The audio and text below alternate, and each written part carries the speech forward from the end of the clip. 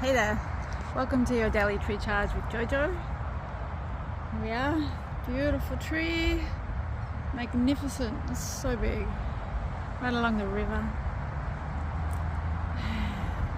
Thought I'd come and sit under this tree because it's been raining a lot and the ground's very wet, but this tree offers a beautiful seat to sit on, which is its big strong root system that's coming out, and it's very kind to allow me to sit on here. So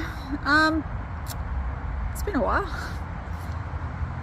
So I've been exploring some new learning. I wanted to learn a programming language, computer programming language, yes, Python. So if anyone has experience with learning Python and they want to share any tips with me, please go ahead.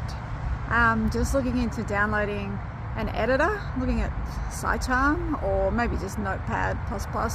But if you've got any better recommendations, let me know. I'm wanting to do this so I can have meaningful chats with the AI chatbots and get the data returned to me that I require.